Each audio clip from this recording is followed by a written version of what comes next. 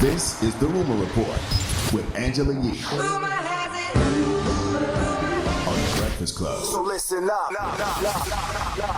Well, people were surprised when Kehlani announced that she is pregnant. She made that announcement over the weekend and she shared some photos. And she is 4 months into her pregnancy and she's also having a baby girl. Wow. She posted, "Dearest little girl, I'm so proud to be your mommy. I'm so proud to have received you. I cannot wait to meet you. I know you will be 50,000 times more special than I can even imagine at this moment."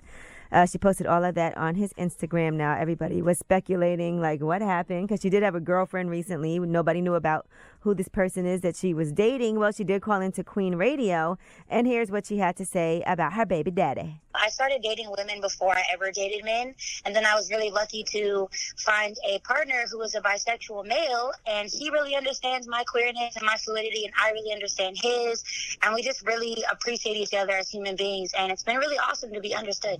Left a lesbian and came back pregnant. Drop on the clues bombs for Kehlani, damn it. I wonder how that works in what do they call it? Sexual fluidity? What you mean? I wonder how that works in a sexually fluid relationship when both parties are sexually fluid. Like if you're together and you decide to commit to each other, like just say with marriage, are y'all just with each other or do y'all have an open relationship? If you're monogamous, you're just with each other. Could you date a man that was bisexual, Yee? I don't know about that. It's never happened to me. So, you know, you love who you love. But if you're monogamous and you're just with each other, wouldn't that defeat the whole purpose of being sexually fluid? No, I think everybody has to make a sacrifice when they get married and become monogamous and give up everything else. So regardless, you're with that one person, and that's it.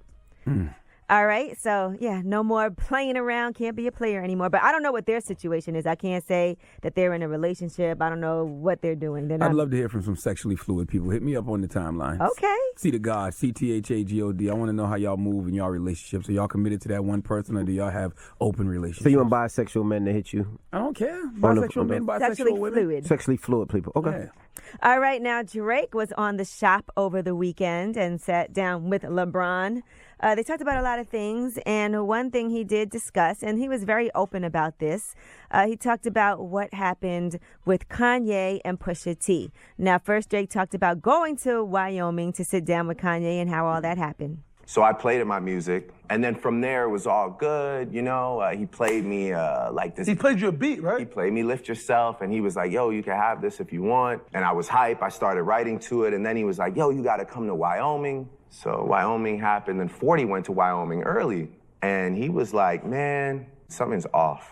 Yeah, he's like, this guy's working on an album, man. And I'm like, it's all good. Let's just go and let's see what it's about. So I went and pretty much spending majority of my time working on his music.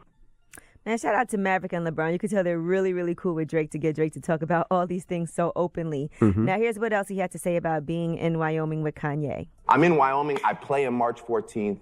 I send him a picture of my son. I tell him I'm having trouble with my son's mother. So I wake up and all these dates are out one by one by one, all around June 15th. Then the next 2 days, whatever, I wake up now to this text from him, like passive, like sends me something I did. Yo, I love you, brother.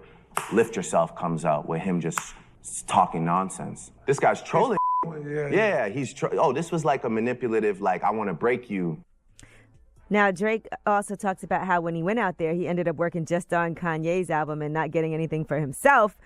Here's what he had to say more about the whole situation with the kid and Kanye knowing that information. The first album drops, and of course there's a diss song towards me that you produced that's talking about writing. There are rules in this.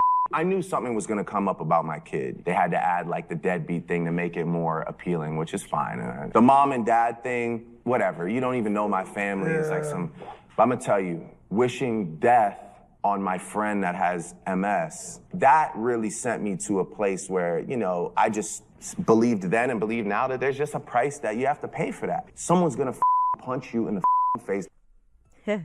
Woo, okay. Well, Drake also talked about having had that Pusha T response ready to go, but why he decided it wasn't a good idea to put it out. This is not something I ever want to be remembered for. This is not even a place that I necessarily want to go. By the way, hell of a chess move. The song, I thought it was trash, but the chess move, back against the wall. I either go all the way filthy or I fall back, and I have this sort of chink in my armor for the rest of time to a rap purist, which is fine. I can live with that.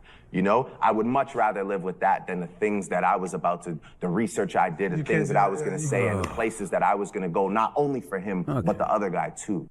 Don't let anything distract you from the fact that Pusha T defeated the almighty Drake in a rap battle earlier this year, okay? I don't want to hear about any hypothetical atomic beige bombs from Drake. Drake, just take the L gracefully and stop trying to save face. Just say he pulled a hell of a chess move on you and leave it at that.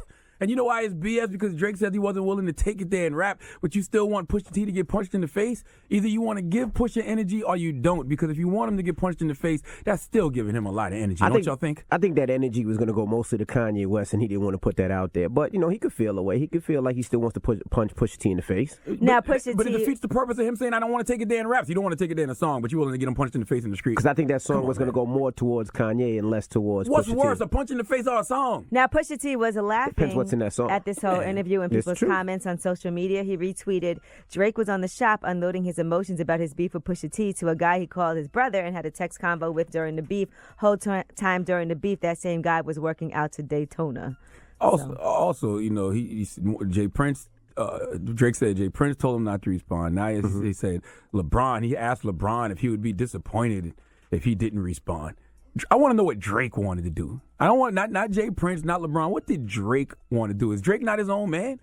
All this deflection and excuses, you know, you wanted to fight, but you didn't realize Pusha T hit that hard. That's all it boils down to. Not necessarily. I'm sure he did the record, and his team might have told him to chill. Just like I'm sure you do some things sometimes, and your team be like, yo, you know what? Maybe it's not the right time, or maybe you shouldn't do this. Me? I always go a little too far. And then they got to reel me back in. See? All right? Exactly. All People I'm gotta saying reel is, you in. man, it's just a rap battle at the end of the day. Pusha T got the best of you. All these excuses and deflection and all that, either you are or you aren't. Okay? He didn't. That's all it boils down to. Right? He said rap heroes are going to say he lost the battle, and I that's guess fine. he's okay with It's that. just a battle. You still Drake at the end of the day. You still got all these #1 records and still dominating the radio, still selling all of these records. You're still Drake at the end of the day, but you lost the rap battle. Right? I think he was saying it. that's what people are going to say, and he can live with that. And you lost to one of the best, okay? Pusha T, a wily veteran. All right, well, I'm Angela Yee, and that's your Rumor Report.